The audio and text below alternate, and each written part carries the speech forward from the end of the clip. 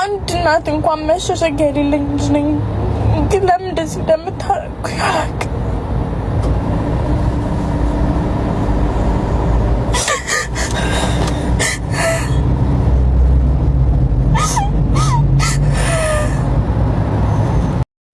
ዋንትያ እንግዲህ ሰሞኑ እጅግ ችግር እየደረሰባት እንደሆነ በተለያዩ ቪዲዮዎች እየተመለከተን እንገኛለን። ከዛ ውስጥም አንዱ ሰሞኑ እንግዲህ በማህበራዊ ሚዲያ በቲክቶክ ላይፍ ላይ ወጥተው እጅግ በጣም በሚያጸይፍ ልጇንም እሷንም እጅግ አጸያፊ በሆነ ቃላት ሲሰርቧት እንዲሁም የተለያዩ ነገር ሲናገሯት ቪዲዮ መለቀቁ ተከትሎ ብዙዎችም ይህንን ነገር ከጎንሽ ነን ቁጣቸውንም ገልጿል። እሷም ቪዲዮ እንደሰራችው በጣም እያዘነችና እያለቀሰች እጅግ በጣም እንደደከማትና ኑሮ በጣም እንዳስመረራት ተናግራ ነበር። ታዲያ አሁንም በድጋሚ ሌላ መከራ ወደ እሷ መጥቷል ማለት ነው። ምንድነው? እሱም የልጇ አባት የሆነው አንድ ግለሰብ ፍርድ ቤት ክስ አቅርቧል ማለት ነው። ልጄን እንዳላይ ከልክላኛለች፣ ልጄን ማየት አልቻልኩም በሚል ፍርድ ቤት ወደ ክስ አምርቷል ማለት ነው። እንደምታውቁት እንግዲህ ከ3 አመታት በፊት ነበረ ኢቢኤስ ላይ አዲስ ምዕራፍ በሚለው ዝግጅት ፕሮግራም ላይ እሷ ቀርባ የተለያዩ ድጋፍ ከተደረገላት በኋላ ነበረ ገና በ13 አመቷ እንደወለደችና ሳትፈልግ እንዳረገዘች ተናግራ ነበር። ታዲያን ተከትሎ ብዙዎች እንዴት 18 አመት ሳይሞላት ልጅ እንድትወልድ አድርጓት እንደገና መጥቶ ፍርድ ቤት ይከሳታል በሚል ተቃውሞ ገልጿል።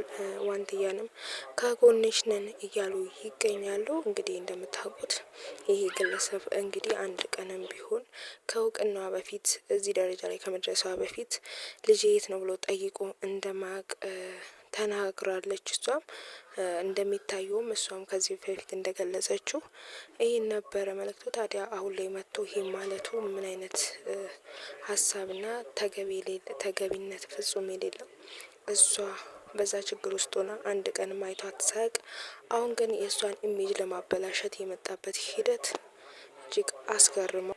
ይህ ነገር እንግዲህ ወደ ፍርድ ቤት እንደቀረበ ታውቋል ማለት ነው። ዛሀበሻ እንደዘገበው የመጨረሻው የፍርድ ቤት ውሳኔ ምን እንደሆነ አልታወቀም። እንግዲህ የተለያዩ መረጃዎችን ወደ እናንተ እስክናደርስ ድረስ ሁላችሁም ከዋንትያ ጎን መሆናችሁን አሳውቁ። ምክንያቱም እጅ ልጅ በህፃንነቷ ነው ወደ ማትፈልገው ህይወት የገባችው።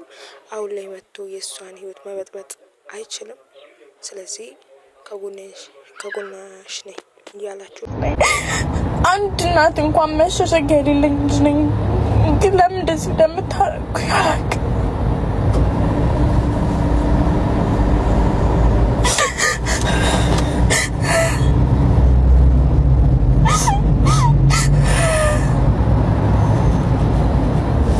እኔ እንደዚህ መጥቻ አላቅም። ግን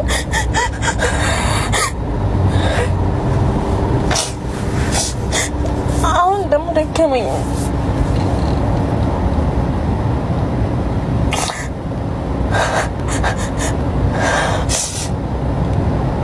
ለሰው ደስታን የምከውፈው አይምሮ ይደክሞኛል፣ ውስጥ ይደክሞኛል። ዛልኩኝ፣ ብታዩ ደከመኝ። ዛልኩኝ መቀቀት አላሳዝናችሁ።